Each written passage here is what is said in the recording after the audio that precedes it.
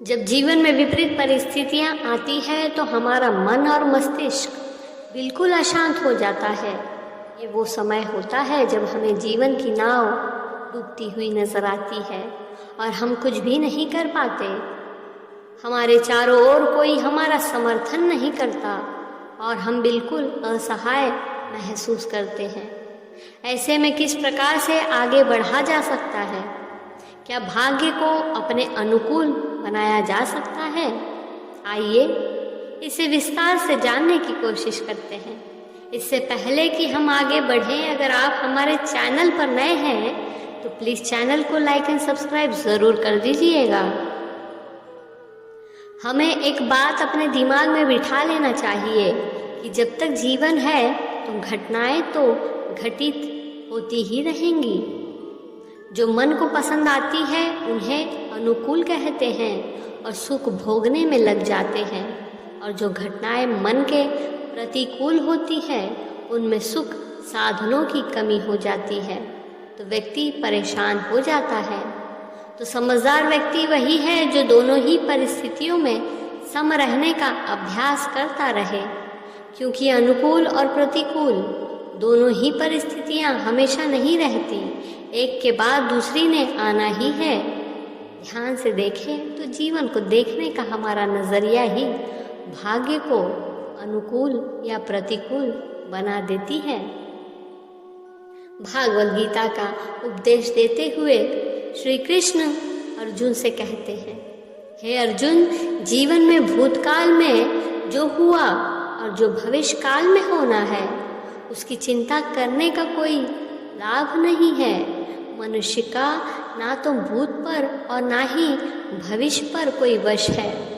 मनुष्य के हाथ में केवल उसका वर्तमान काल होता है और हमारे जीवन में कैसा होगा वो निर्भर करता है कि हम वर्तमान काल में क्या करते हैं।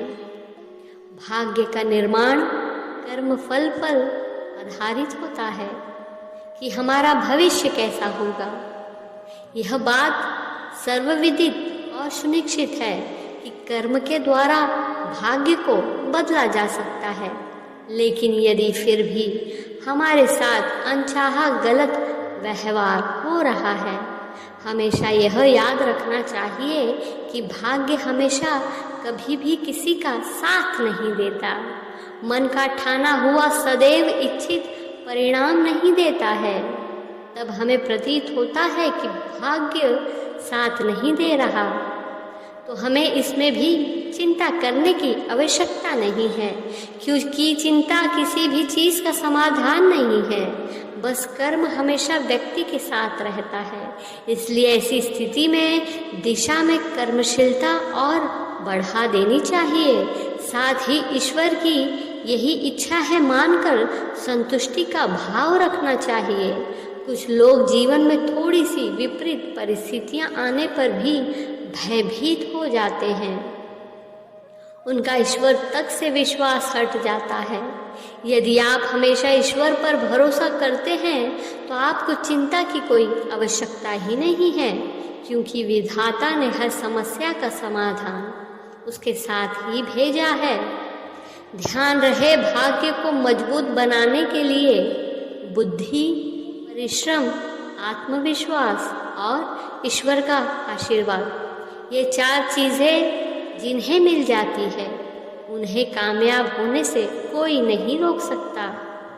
इसलिए सच्चे मन से अपने वर्तमान काल को अच्छा बनाने के लिए मेहनत करते रहे और अपनी क्रियाओं से किसी को नुकसान ना करे, तो चिंता करने की कोई आवश्यकता ही नहीं है। बस विपरीत परिस्थिति में केवल संयम और मेहनत की आवश्यकता है, अन्य ईश्वर स्वयं समाधान करेंगे।